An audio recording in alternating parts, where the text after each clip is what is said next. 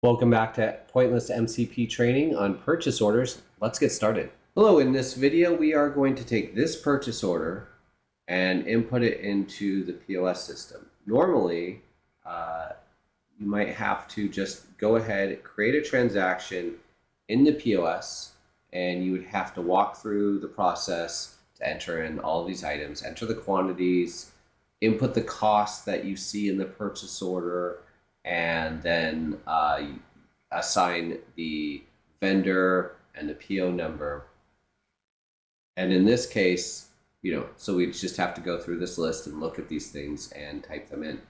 Now we're going to go ahead and instead use an MCP, the Pointless MCP, to process this purchase order and receive it in just through a chat session. Here we have the chat window open, and we can begin to import the purchase order. You can use Claude or OpenAI, whichever tool you like to use. I've already copied and pasted the text that I wanted to write out. So I'm referring to the file path that we see here, and then I'm just saying use a Python script library to extract the text and print the answer. Well, we could say print the invoice here, include all of the details and line items.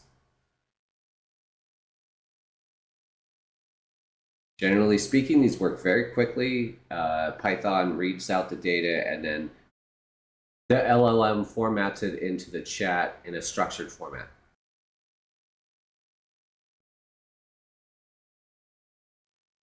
So it goes through the process of checking in all of the items.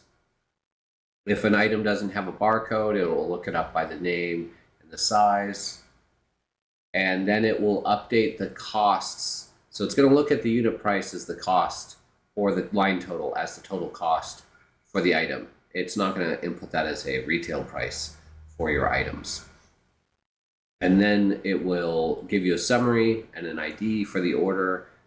You can then go ahead and check that in the point of sale, and then you can ask it to complete the transaction. So we're just going to wait for it to finish up.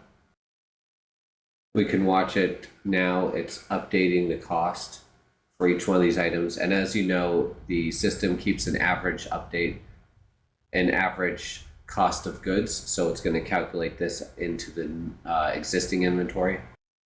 And now it's processing the final results for us and giving us the details. We can scroll up and look at them.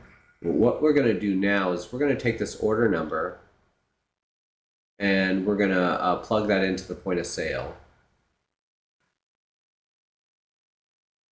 We'll drag the window up, go here, we'll pull up this order,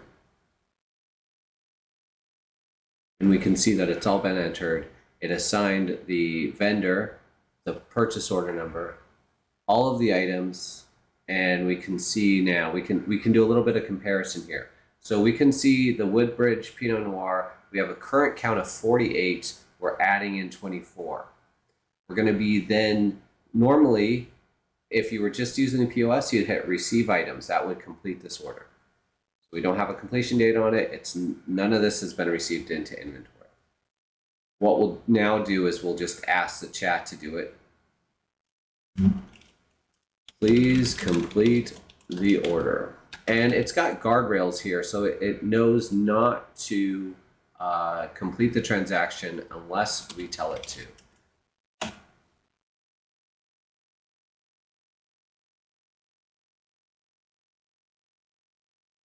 Then it goes ahead and outputs its information and completes. And then we can go back over to the point of sale and look at what it shows us. We'll drag this back up. We have a little refresh icon here, and that should show us the update. So remember, we're looking at Woodbridge Pinot, and we've got 48. We'll hit refresh. We'll see that the transaction is now completed, and now we have 72. So 24 plus 48 equals 72.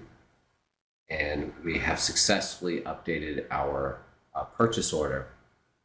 And we haven't had to do any of that entry. There's one last step here, is that when you do complete a purchase order, that comes to your email. So you'll still be seeing that information, and you'll still get those prior and next counts. We'll go ahead and pull up an email now.